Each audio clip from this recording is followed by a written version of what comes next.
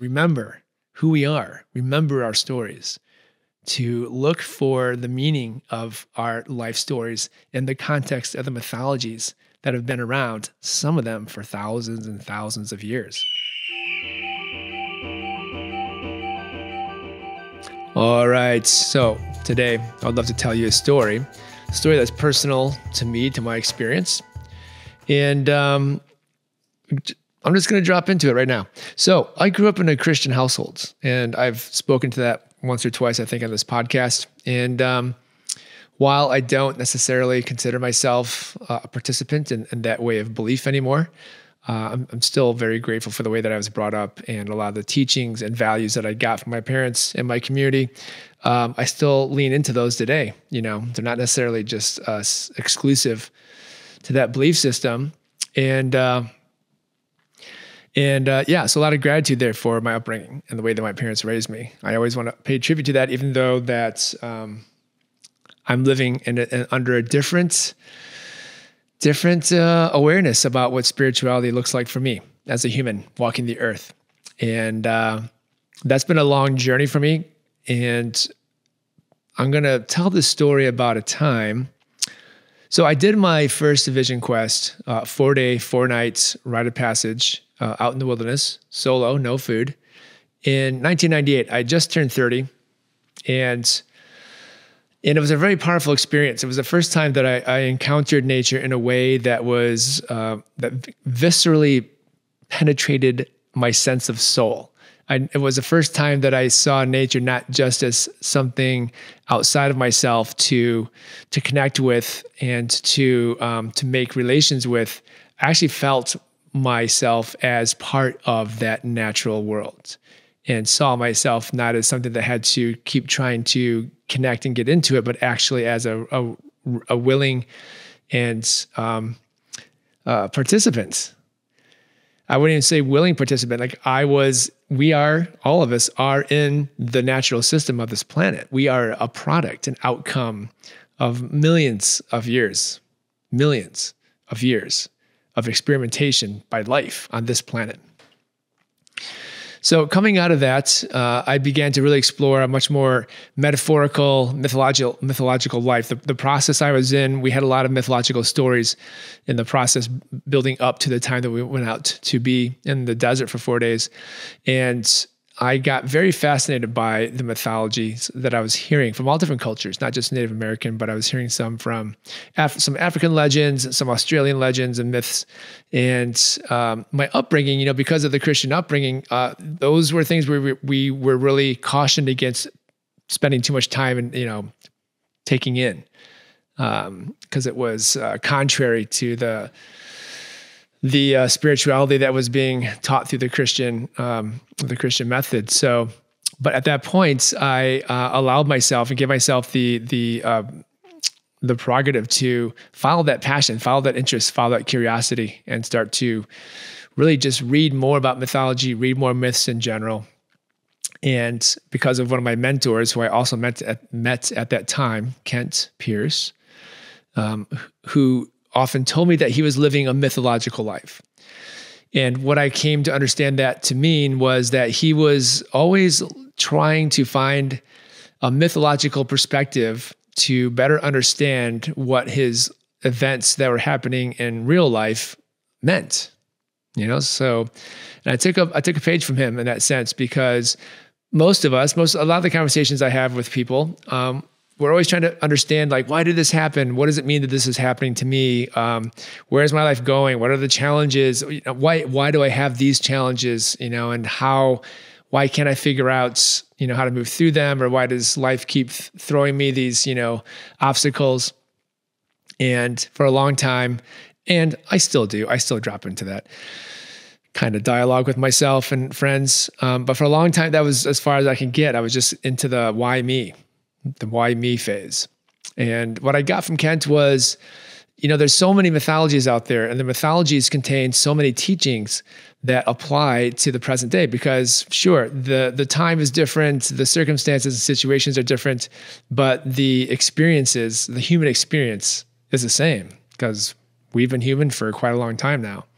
So to go and read these mythologies and start to break them down and to better understand the metaphors and the way that those metaphors and stories apply to our modern life has been really, really helpful and powerful to me to understand more about where I am in my trajectory of my human experience. So that's the foundation I wanted to lay down for this story.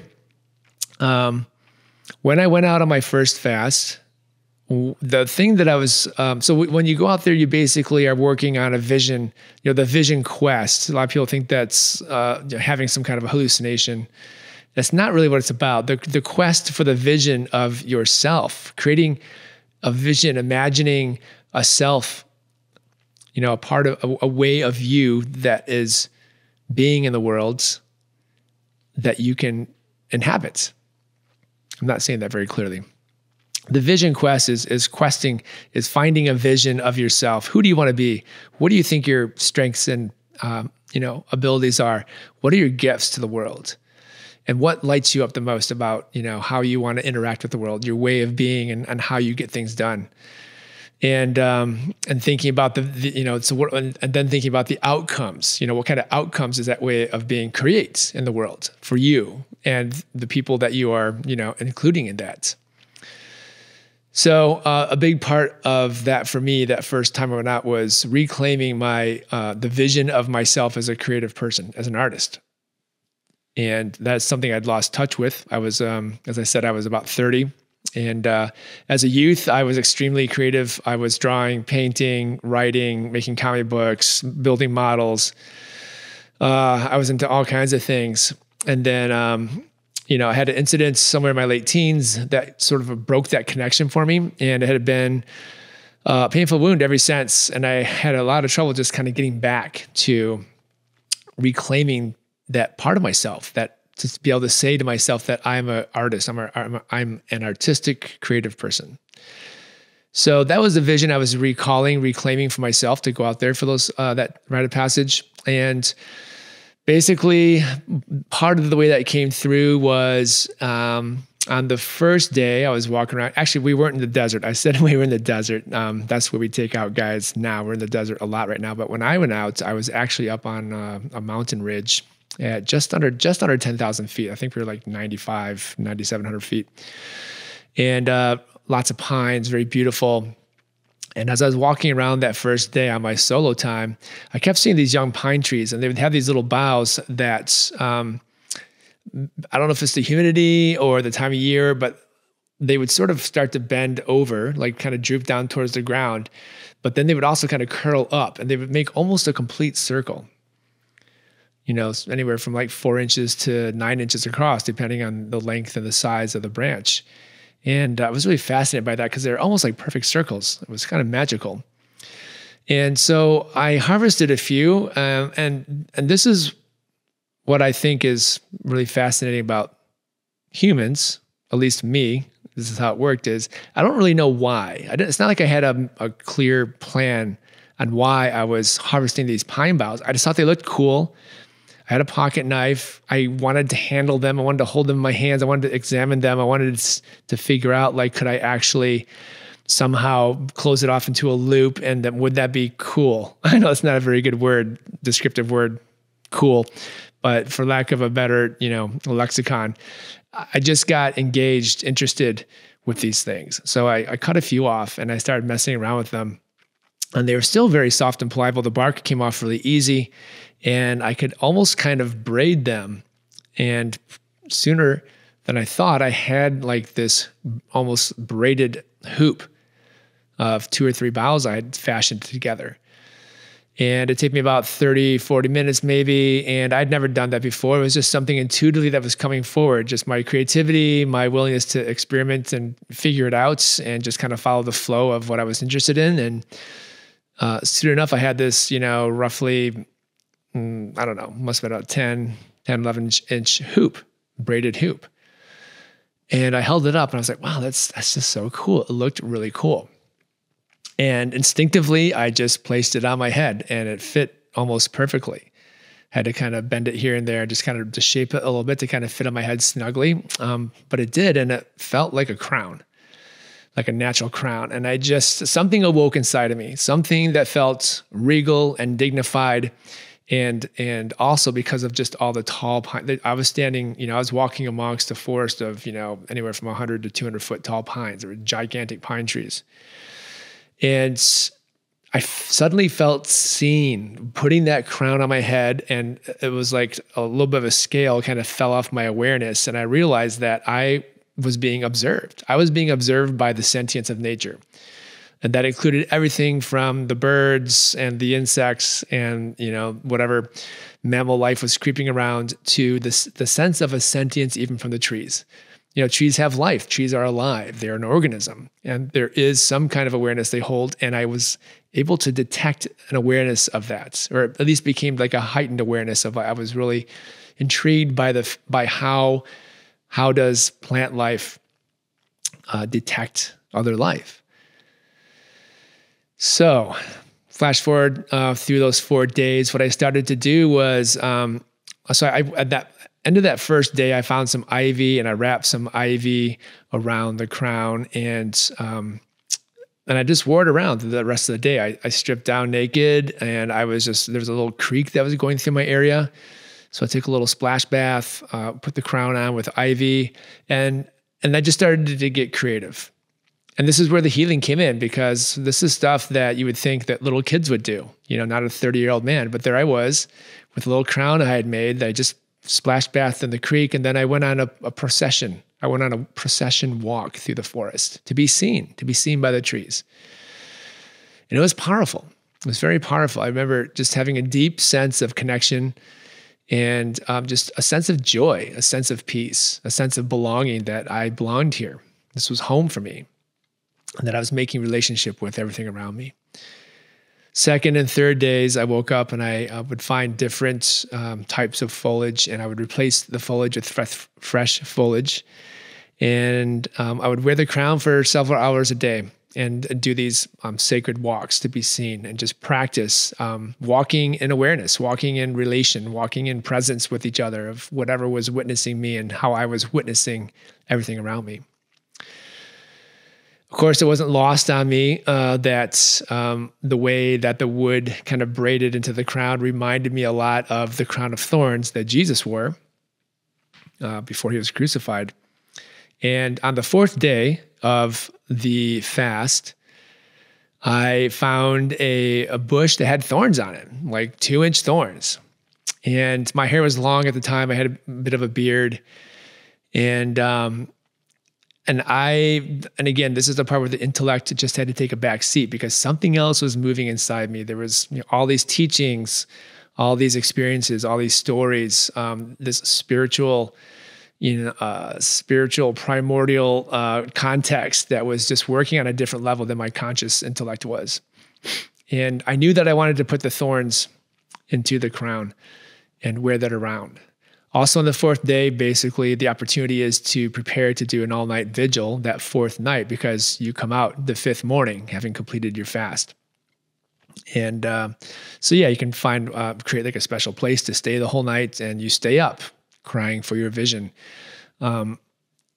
Just going over the vision that you've created for yourself, and just fine tuning it and testing it out and making sure there's nothing in there that doesn't feel real, that doesn't feel authentic. After 4 days of not eating and being out in the wilds with minimal equipment, and then staying up all night on a cold, high mountaintop, it's pretty hard to come back that 5th morning with any hubris or a sense of falseness about who you truly are and what you truly are capable of.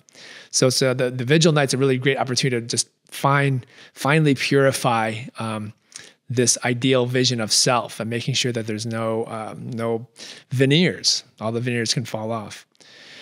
And the power spot I had chosen to do my vigil was up at the very top of this ridge. It was about probably another 300 or 400 feet up, and it was pretty steep. And so basically, I carefully wove some of the thorns into the crown that afternoon, the 4th afternoon. And I very, very gently placed it around my head. My hair was, like I said, my hair was long, so I had a little bit of a buffer there, and wasn't terribly painful. It sat there pretty nicely. And I began my ascent up the top of this ridge. And again, wasn't lost on me. This is sort of like, going up Calvary, Jesus going through the procession, the stations of the cross and the Catholic teachings, right? And I started to think about Jesus and this different level of, so much of the teachings of the Bible talk about, God sending his son to earth so that there was a, God incarnate, God as man, so that God could fully understand what the experience of mankind was, his own creation. Going through all the sensations and experiences that we go through as humans. And then paying the ultimate price of dying on the cross to account for everyone's sin, according to at least the more, Protestant teachings. So there I was, going up this mountainside with this thorny crown, my long hair. And I did my all-night vigil up there. I was sitting very exposed on this flat rock area. I just had maybe a couple feet around me to move around, and then it was pretty much like a drop-off in every direction. Beautiful night. It was a very hard night, but I was able to do that. Came back down, walked into camp. I was wearing the crown. I was the last one in because I was the furthest one out, and also up on the top of this ridge. There was 5 other men that had gone out with me. And when I came walking back into camp, of course, everyone's beaming because we had all just, completed this really difficult challenge. And I walk in, it's just huge smiles, and they're whispering like, it's Jesus, Jesus is reborn. It's risen from the dead, which is really quite accurate to the process of this rite of passage. There's a ritual death and rebirth in the rite of passage, the Vision Quest rite of passage, where you die to yourself. The identity that you hold presently up until the 4 days is dying off. You have to let it go, create space and room to call in a new vision of who you are, what your new identity is. And so that was really the first time that I kind of saw that mythological and that real overlap happen in my life. Of course, I wasn't really fully grasping it in the moment, but as the years passed and reflecting back on that whole, part of it with the crown and going up and the top of the mountain and doing my ritual death and rebirth and walking back into base camp the next morning, I started to see how these stories do reflect real life and the desire and the need for the human to have these certain experiences that give them a greater awareness of what it means to be going through humanity, to be who we are. So that's chapter 1. Chapter 2, we have to flash forward now even further. This is going on close to 15 years after I'd done that rite of passage. And at this time, let's see, I'd gotten divorced. I had also been through a significant long-term relationship that fell apart. And I was getting into my 40s, and I was really longing for that part of, living where where's my partner? Where's my life partner? Where's the person that I get to enjoy life with, that I get to share life with, that I might get to start a family with and create some legacy with and grow old with, right?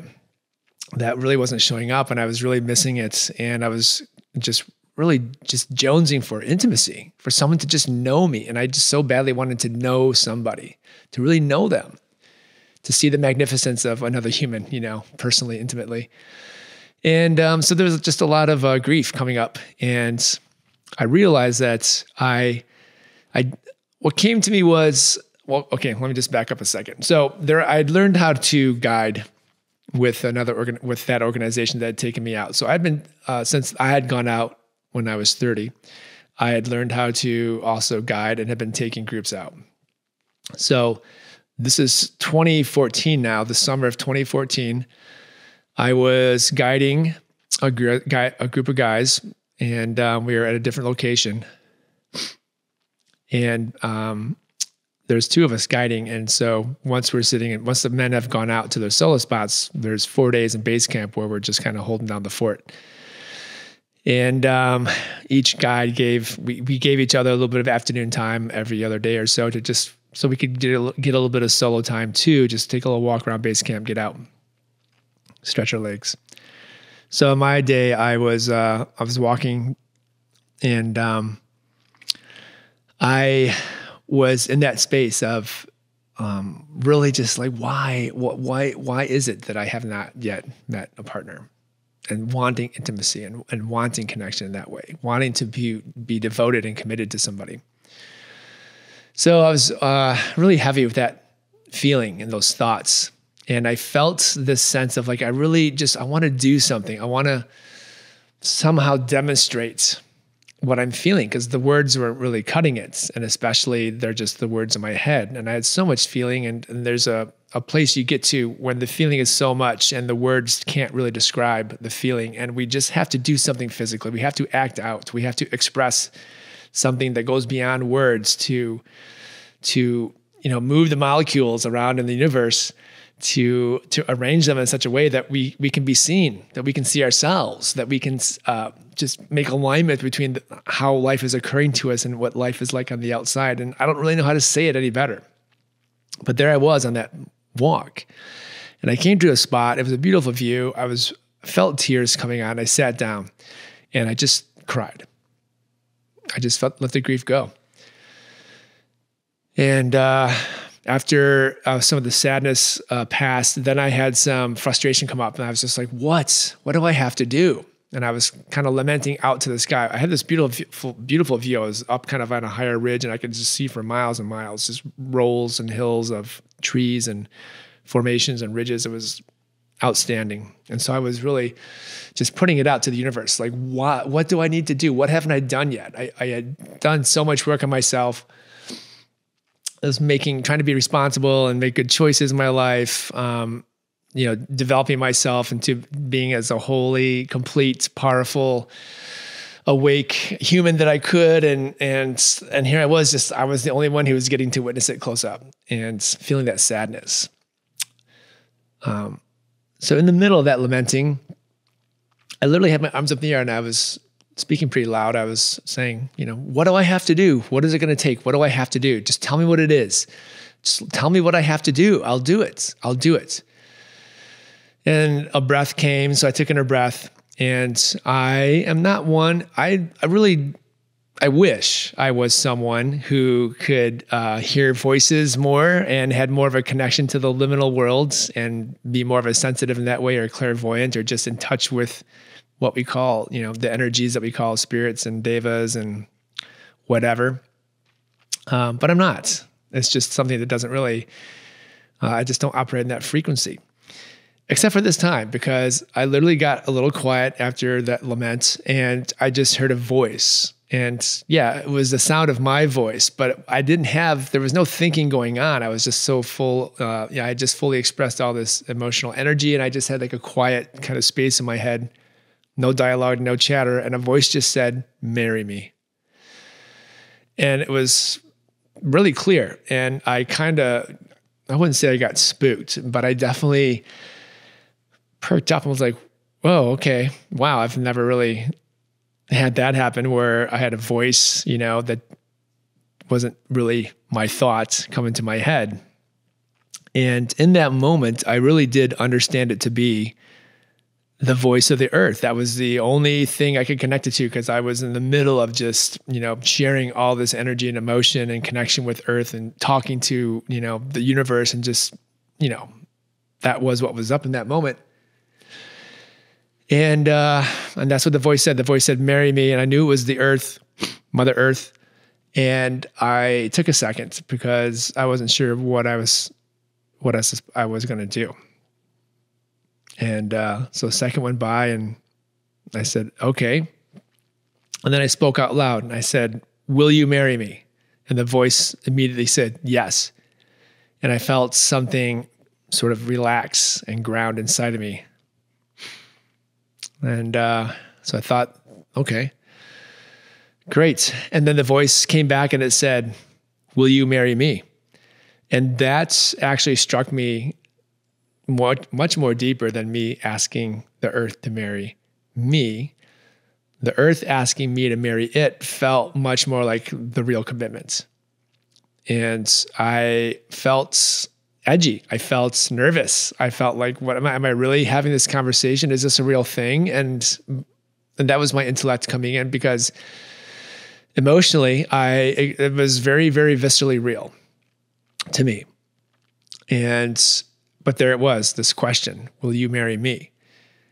And I took a deep breath and I said, yes.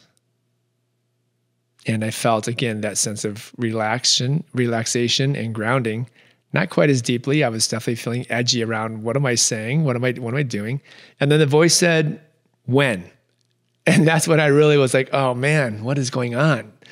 This is definitely the sound of my voice in my head, but I'm not asking these questions. And that question in particular really got me slightly alarmed, because I realized that I had to make a commitment. I had to put a timeline on, and that's not something I've done very well ever, right? I like to play kind of footloose and fancy free. And so there was this pregnant moment of like, whew, I gotta like make a commitment. And so I said, before the end of the year. And then the voice went away, and this space that I was in through that conversation kind of dissipated.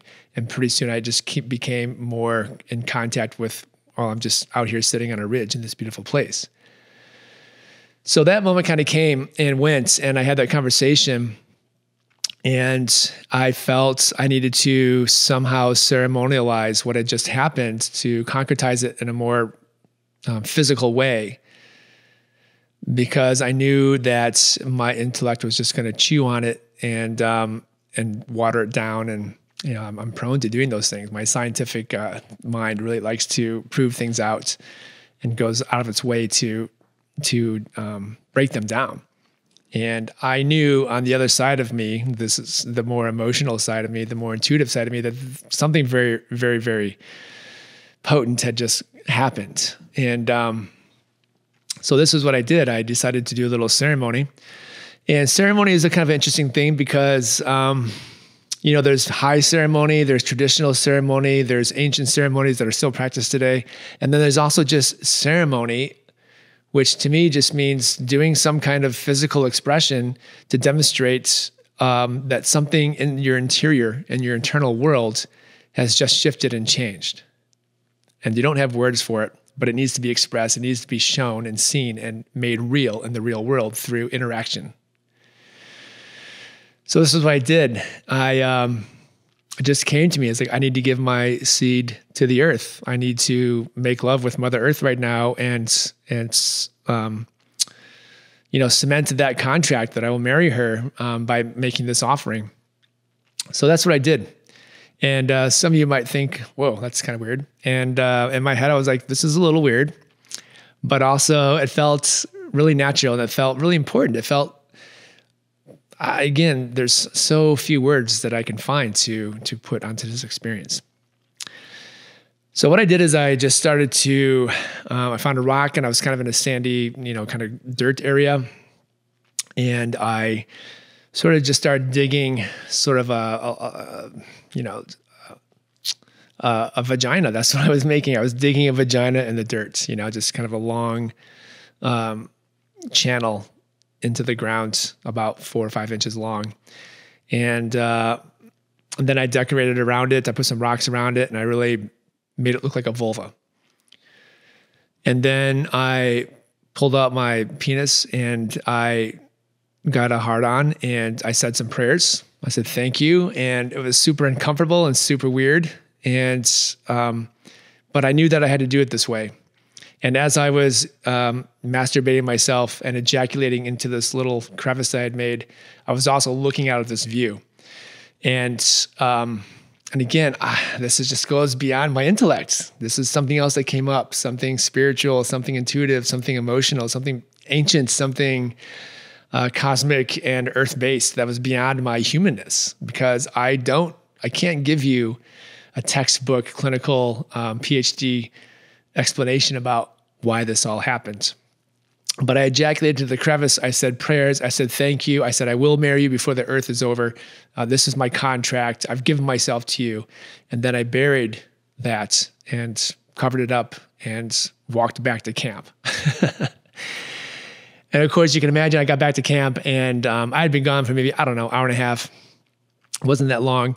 And my co-guide, he was just expecting me to come in and, talk about like what a nice walk I had. And I walked in kind of an altered state, and I knew that I couldn't even really tell him what had just happened because I didn't fully understand it myself.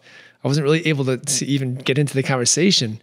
So I just, he's like, how was it? And I was like, it was really good. I had a good talk with Earth, and yeah, it was good. And then I kind of ducked out. I went to get some water and, took a little nap. I didn't know what to say. So came back from that trip, and a few days later, after we had returned the men and we closed up the ceremony, I got in touch with my mentor, Kent, and I told him this whole story. He's someone who lives a mythological life who would totally get that. And I told him the story. He just got super excited. He was like, wow, that's incredible. That's amazing. So when are you going to do it? When are you going to marry the Earth? And I was like, I don't know. I just said I would do it by the end of the year. He's like, okay, well, let me know because I want to help you do it. I said, okay. So that was like, I think sometime in June. So went back, get into my daily life, back to work, back to life. And it was kind of in the back of my mind, but I'd gotten kind of hazy. I didn't forget about it, but I wasn't thinking about it that much until sometime around September, late September into October. I was having a conversation with Kent, and we were about to finish the phone call. And he said, hey, have you decided when you're going to marry the Earth? It's getting kind of late in the year. And I was like, oh, right. Yeah, got to do that. So I got off the phone and I started thinking like, oh, okay, wow. Like I got to figure out how I'm going to do this. So I decided that I was going to do it on winter solstice, December 21st.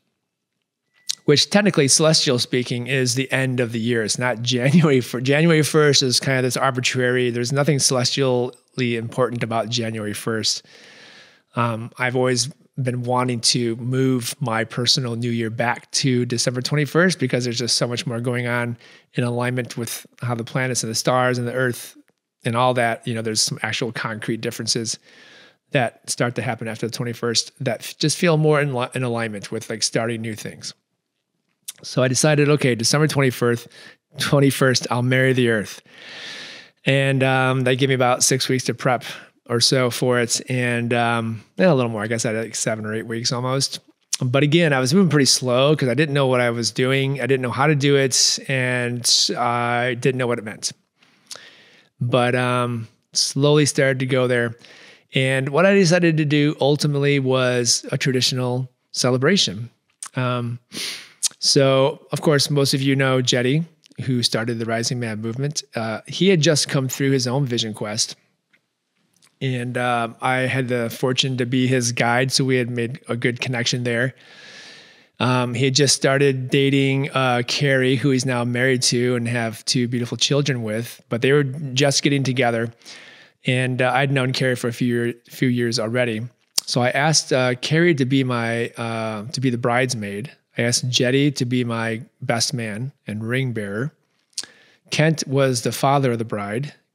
Kent's wife at the time was going to be the mistress of ceremonies, along with another wonderful man, Richard Palmer, who's in that community too, to be the master of ceremonies. And they're both actually ordained to marry.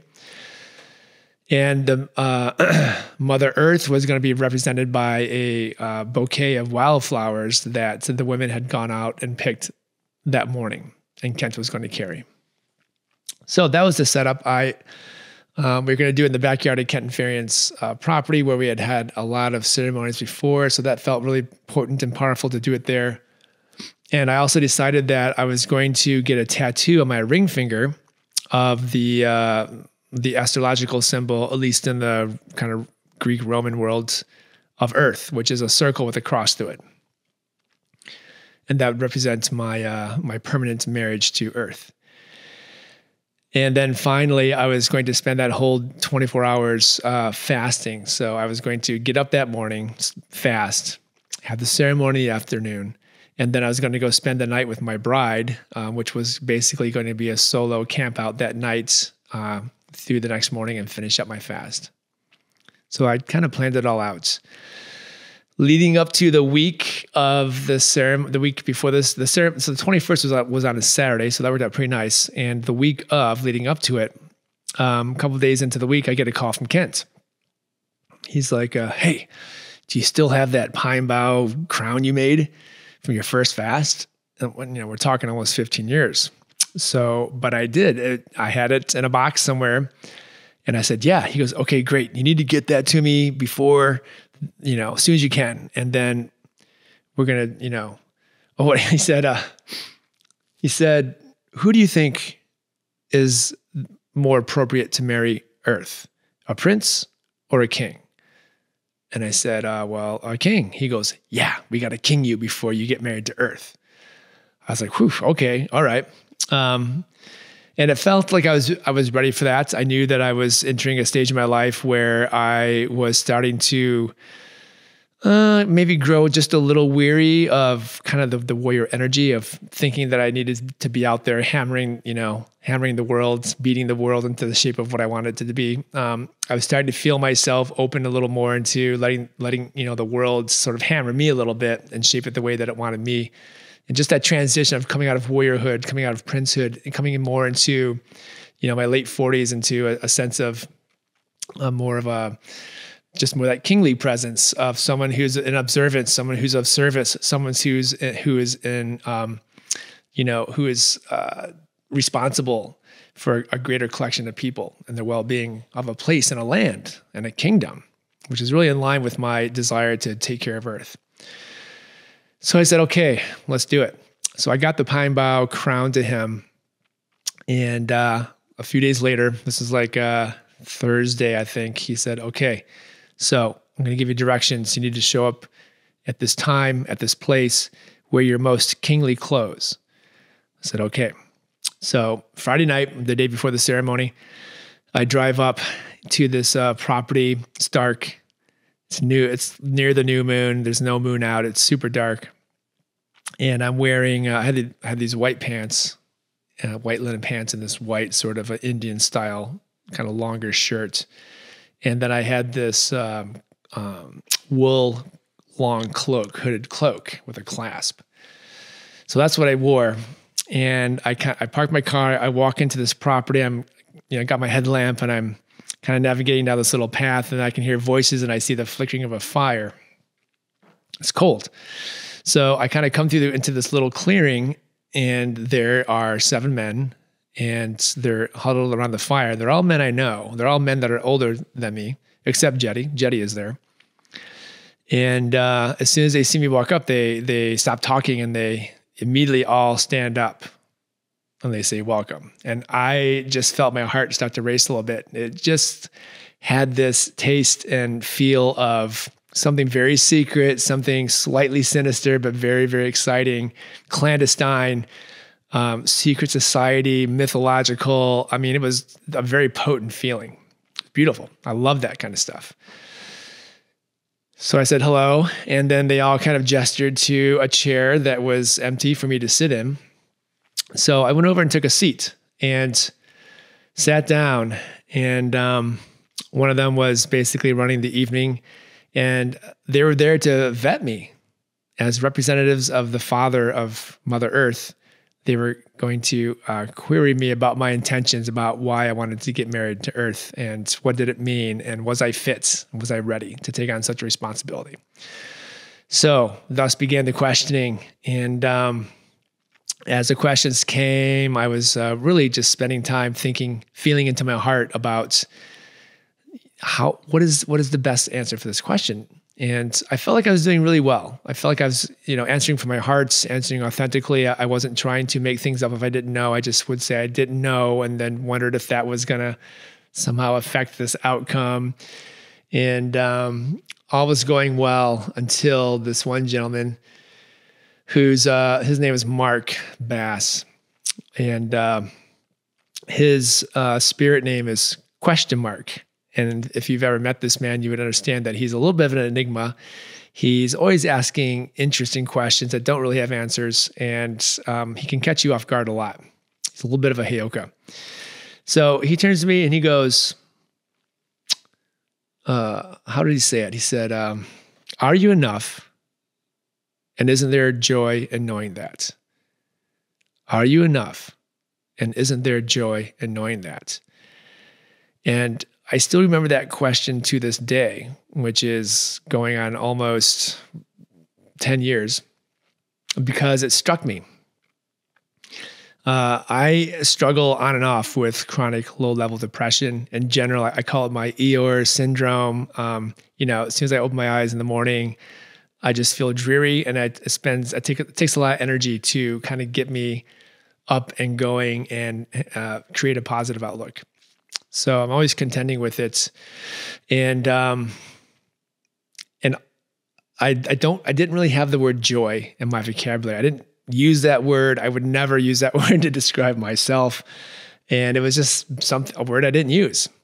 And so that was one part of it. The second part was, are you enough? And historically, that phrase would always annoy me, because when people would say it to me before, like, you're enough, aren't you? You're enough, you got this. I would get frustrated because I feel like, well, yeah, I'm enough, as if I should stop trying. Like as if somehow the self that I thought of myself as was somehow arrived and there was no more work to do, and people thought that was good enough.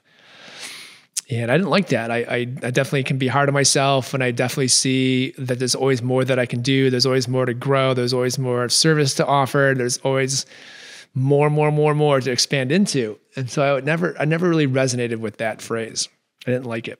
It made me think that I needed to just stay small, as opposed to always trying to expand and do more, to have more capacity. So that question stumped me, and I sat there. I had to really think about it, and silence was pretty thick in the air. And I finally said, well, I know I don't want to be the dark king, so I can't say that I'm enough now, and I can't say that I'm a joyful king now, but I understand that by marrying the earth, I'm committing to becoming a king of lights and a king of joy. And everyone nodded. That was a good answer for them.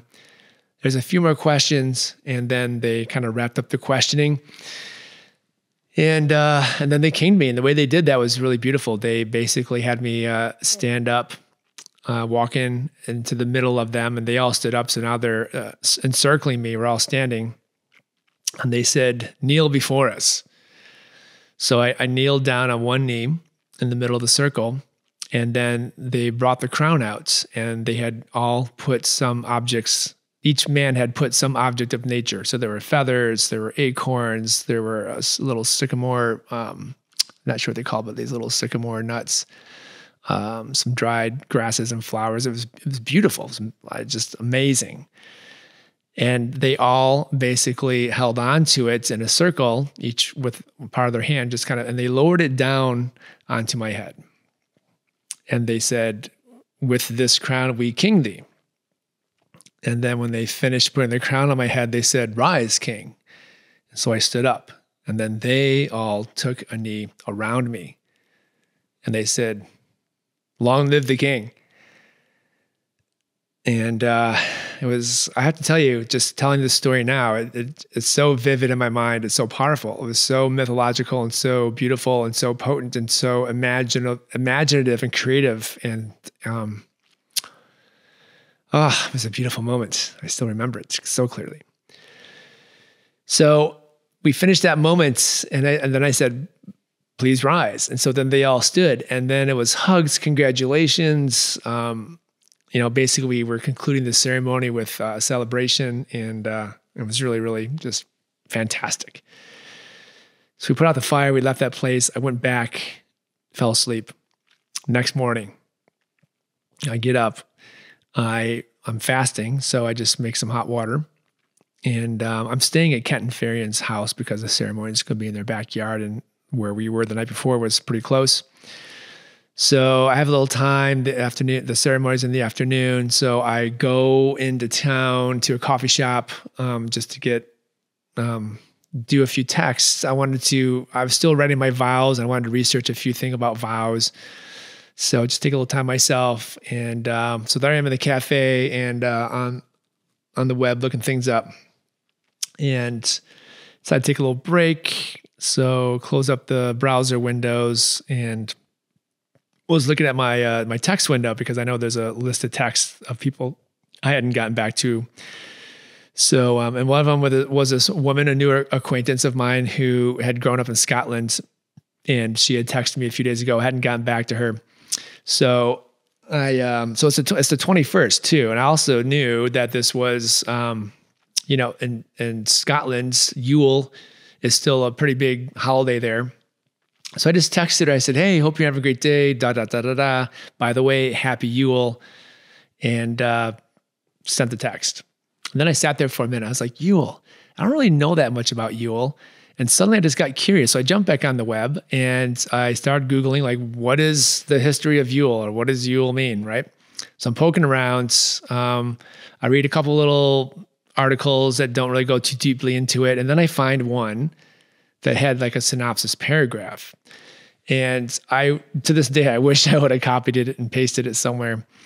But to the best of my recollection, it said something like, Yule is the time of year when the Dark Mother releases her grip on the earth, so that the Sun King can begin his ascent again.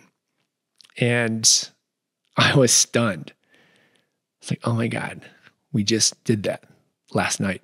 We just enacted that last night unknowingly. None of those men knew about Yule.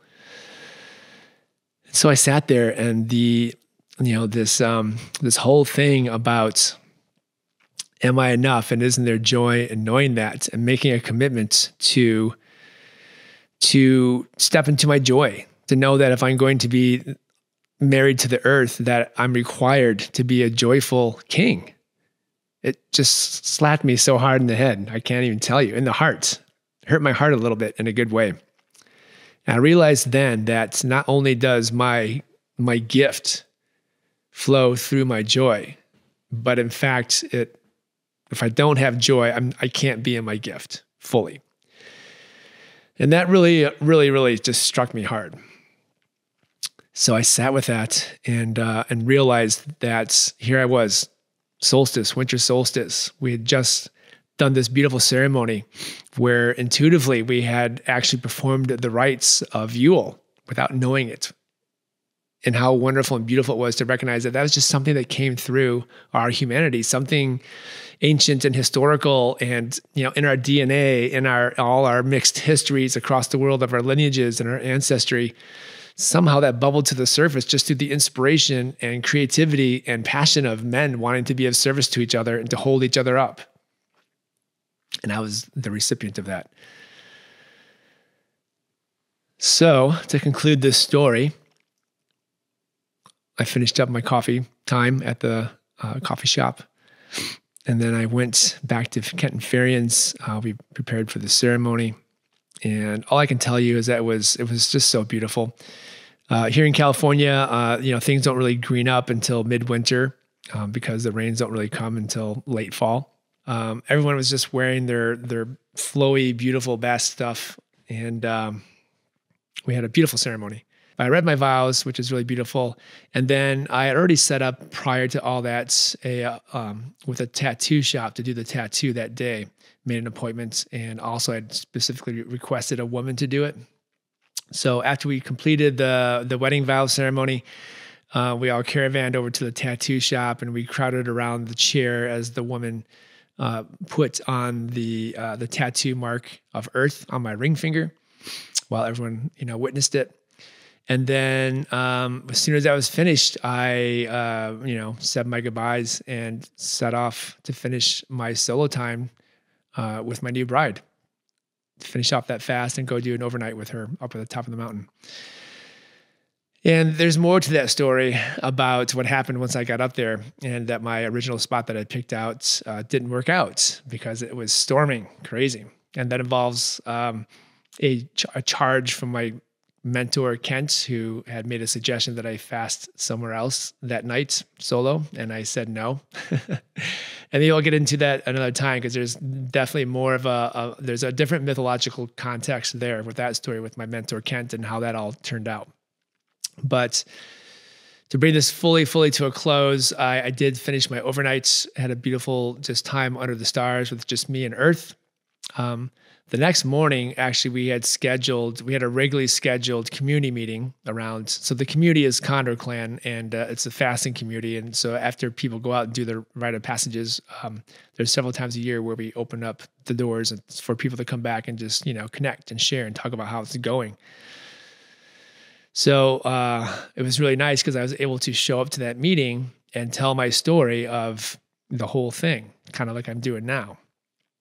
And when we finished, I told my story last. Everybody got to share, and then I told my story, and we kind of wrapped up with some acknowledgments. And pretty quickly, people were coming over to me and thanking me for that story and wanting to see the tattoo. And at some points, someone's kind of holding my hand, looking at it closely, and they said, a lot of times there's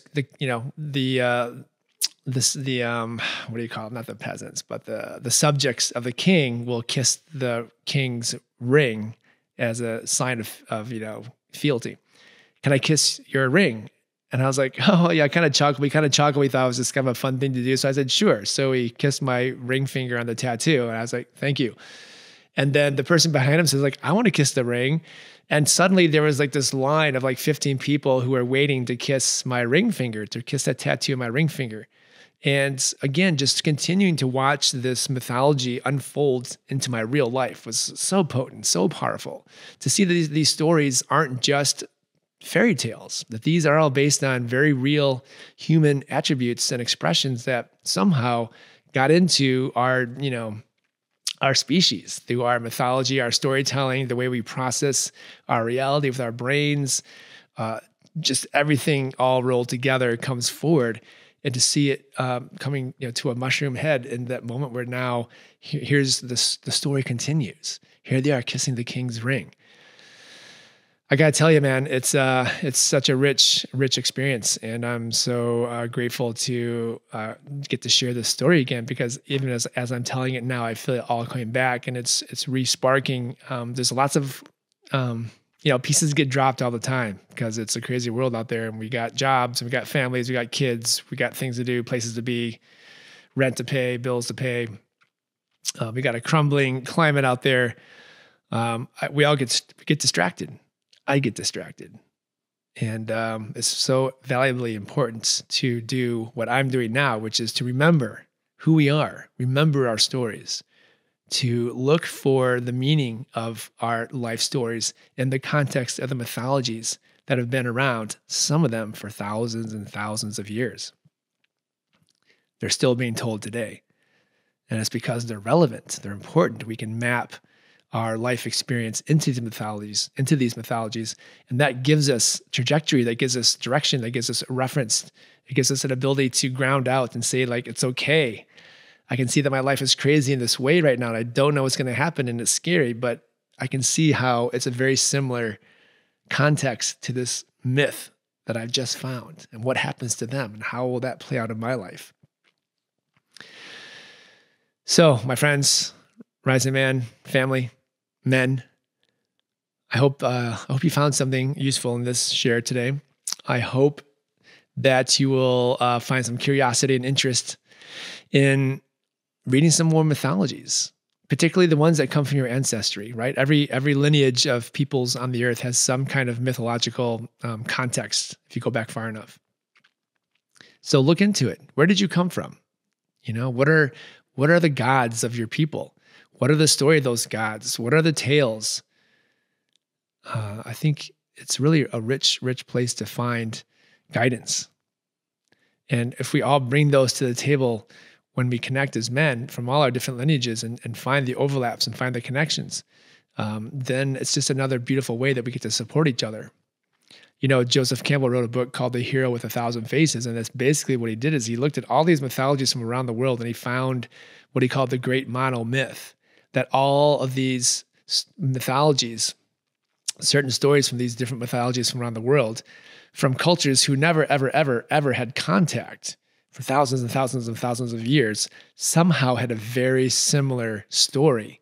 I find that fascinating. I find that reassuring. I find that underneath all the differences that we can divide ourselves over, if we go back far enough in time, we find that we're all the same. We're all human. We're all trying to understand who we are and what we're here for. And there's so much to be gleaned from looking into our distant past from our ancestors. What did they do? How did they come to the stories? Who told those first mythologies? Where did they come from? And how is it that they survived so long and they're still being told today, and that they can be relevant to your life and my life? So that's the invitation. That's the prompt. That's the request. A request that you dive into your own mythology, that you dive into your own ancestral history.